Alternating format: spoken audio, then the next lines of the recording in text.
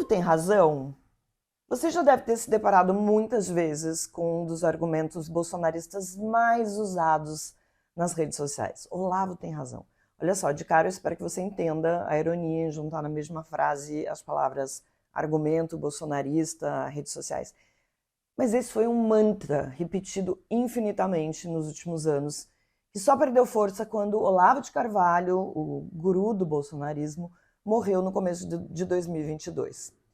Pessoal, essa frase voltou a ganhar noticiário, as redes sociais, por causa de uma entrevista do escritor e filósofo Francisco Bosco ao jornal Estado de São Paulo.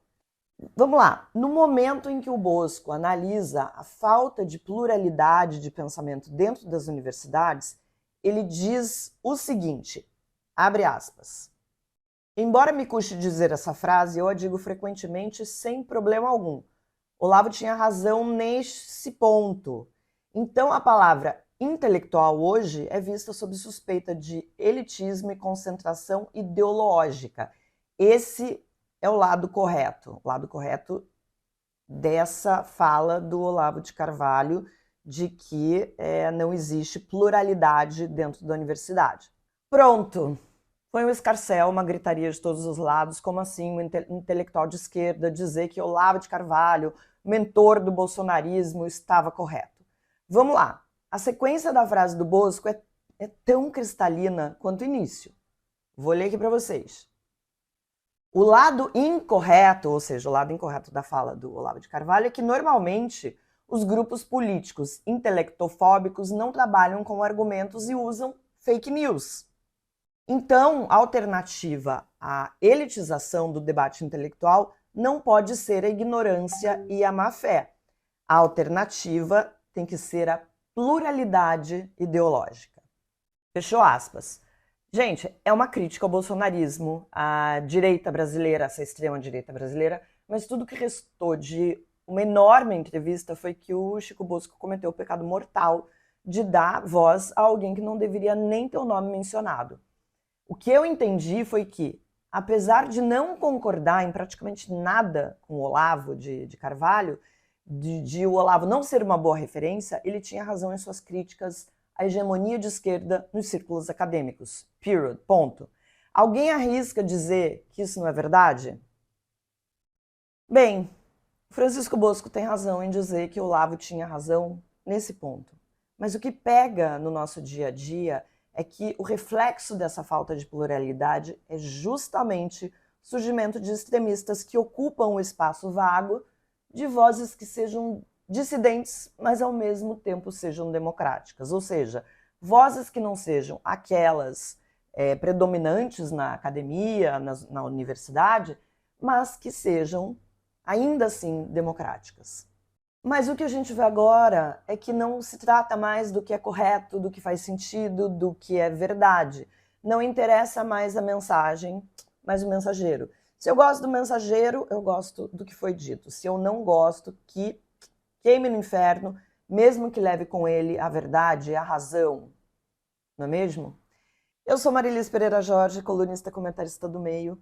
Seja bem-vindo aqui ao meu cantinho. Por aqui, pessoal, nosso papo é reto, com discordância quando necessária, mas com o reconhecimento sempre de que pensamento crítico se forma com o contato com diferentes perspectivas. Política também deveria ser feito dessa forma. Vamos embora falar sobre isso? Nath, vinheta.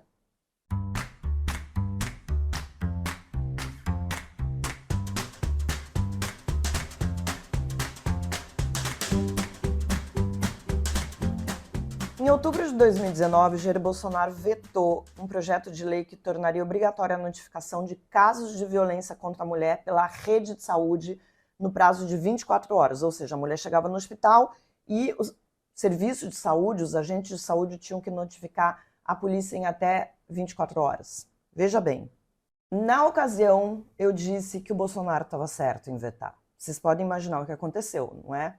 Eu fui atropelada por comentários muito mal educados, ataques por ter avaliado que a decisão do Bolsonaro estava correta, só porque vinha de quem vinha. Vocês sabem exatamente o que eu penso de Jair Bolsonaro, mas isso não impediu que eu analisasse esse tema com o distanciamento necessário mesmo tendo horror ao sujeito que estava ali envolvido nesse processo.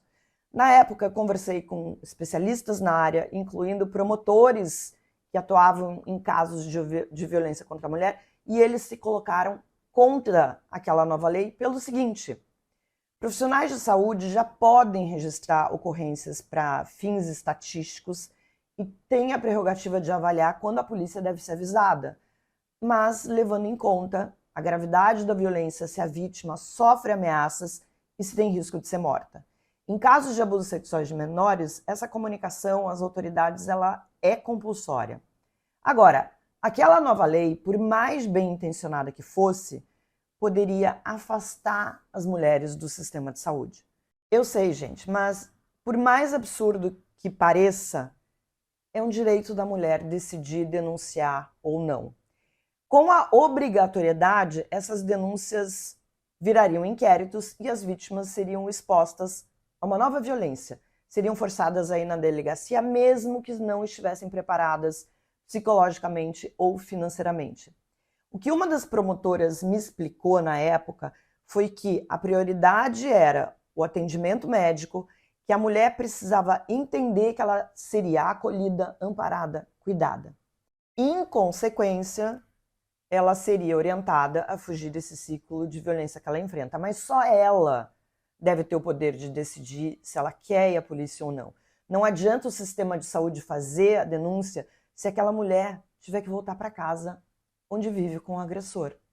Outras feministas tiveram o mesmo entendimento que eu tive e concordaram com a decisão do então presidente, que é provavelmente o sujeito mais misógino que já ocupou o cargo, mas não era sobre ele, era sobre a segurança das mulheres que estava em jogo. Eu estou contando esse caso para mostrar como o debate está interditado. A gente não pode concordar ou discordar daquelas pessoas que estão no campo ideológico oposto. Já parou para pensar nisso? Esta semana, por exemplo, circulou um áudio do deputado Aécio Neves que votou em favor de Lula no caso da saidinha dos presídios. O presidente vetou um trecho da lei que proibia a saidinha em datas comemorativas.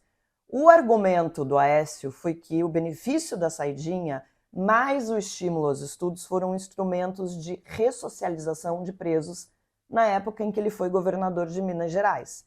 Ele disse o seguinte: por mais que fosse mais cômodo votar com a grande massa, votei com a minha consciência e com a minha compreensão de que a derrubada desse veto vai aumentar a tensão dentro do sistema prisional brasileiro, que já é uma panela de pressão. Acho que nesse aspecto o Lula acertou. Vamos lá, o Lula tá certo, o Aécio também. A questão das saidinhas é complexa, não vou falar sobre isso agora, precisa ser analisada de acordo com os resultados que produz e não sob essa histeria com a qual foi tratada. Agora, independentemente do Aécio Neves estar na oposição a esse governo, e ele deixa isso claríssimo, ele analisou essa questão e votou em favor do governo. Ele não votou em favor do Lula, do presidente ou do governo. Ele votou de acordo com o que ele pensa sobre esta matéria. Mas voltando ao Olavo de Carvalho, o cara era um extremista, uma mistura de paranoia, ressentimento, erudição. Era um sujeito intolerante, preconceituoso, grosseiro.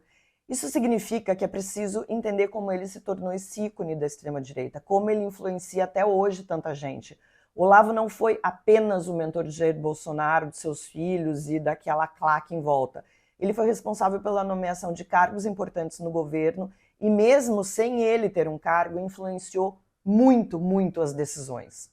Todas aquelas paranoias sobre comunismo, marxismo, ideologia de gênero, globalismo, abortistas, que foram abraçadas por gente como Damares Alves ou Ernesto Araújo, eram parte da obsessão de Olavo de Carvalho. Essa demonização da imprensa tradicional e das universidades também. Para Olavo de Carvalho, havia nas redações e nas salas de aula uma estratégia gramsciana de dominação. O que é isso? A construção de uma sociedade igualitária, principalmente no Ocidente, não se daria mais pela revolução, mas pela articulação do campo político por meio do quê? Da difusão de valores, tradições e ideias juntos ao sistema nervoso das sociedades, que é a cultura. Na prática, ele queria dizer que os partidos e seus intelectuais iam atuar como articuladores dessa cultura usando meios próprios para mobilização, a mídia, as escolas, as artes. Não é à toa que sejam justamente os alvos preferenciais do bolsonarismo, esse bolsonarismo que foi forjado no olavismo, que deu origem a essa grande teoria da conspiração. Essas ideias mostram que Olavo está errado em tudo que ele propôs e porque ele atacava, por exemplo, movimentos sociais de direitos das mulheres, dos negros, dos homossexuais, dos direitos humanos. Dito tudo isso, não significa que ele estava errado ao apontar essa hegemonia do pensamento de esquerda dentro das universidades. Se tem um lugar em que o pensamento deve ser livre, é exatamente lá. Mas não é o que a gente tem visto. A entrevista do Francisco Bosco é muito clara, objetiva sobre esse aspecto, quando ele aponta que a palavra intelectual hoje é relacionada ao elitismo e à concentração ideológica, como eu falei. Para você ter uma ideia, na Universidade de Harvard, só 3% dos professores se denominam conservadores, enquanto 75% se classificam como liberais, que é o nosso equivalente progressista aqui. O Brasil é um país que segue essa tendência. Geração de conteúdo depende, gente, de pluralidade de pensamento e de produção acadêmica. Não adianta querer combater o fascismo, como é chamado, tudo que foge do pensamento progressista, dominante, interditando o debate, que é o que a gente vê acontecer. Não dá para reclamar quando o evento com a participação do presidente do PSOL numa universidade é cancelado, quando acontece o mesmo quando o Tarcísio de Freitas aparece na programação de outra entidade. Tem um monte de exemplos por aí de pessoas que foram proibidas, banidas, que enfrentam violência quando ousam se posicionar contrárias ao pensamento hegemônico. Não é assim que se vence debate.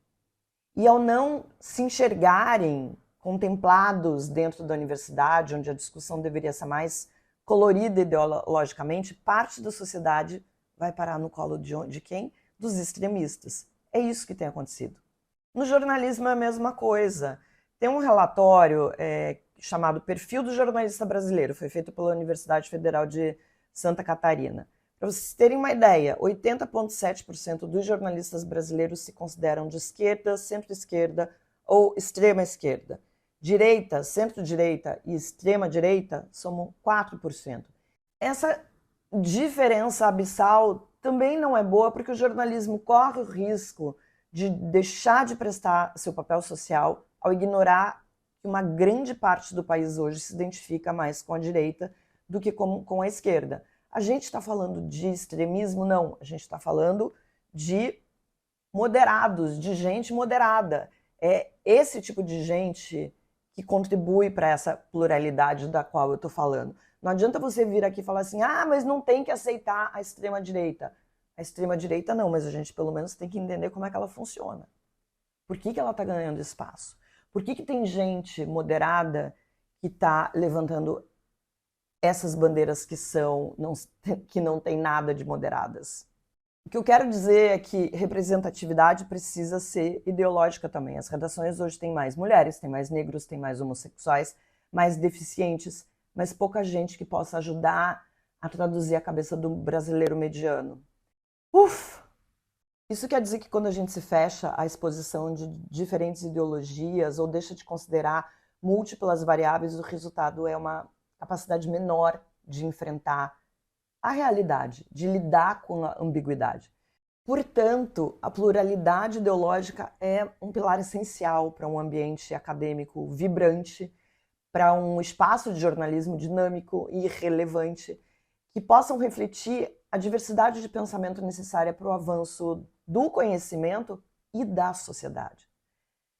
Quando um intelectual de esquerda, como Francisco Bosco, diz que tem alguma verdade numa fala de um sujeito como Olavo de Carvalho, a reação deveria ser tentar entender esses pontos, refletir. Mas as pessoas preferem espernear, enfiar a cabeça no buraco. Para quê? Para depois se mostrarem muito surpresas por terem sido atropeladas pela extrema-direita.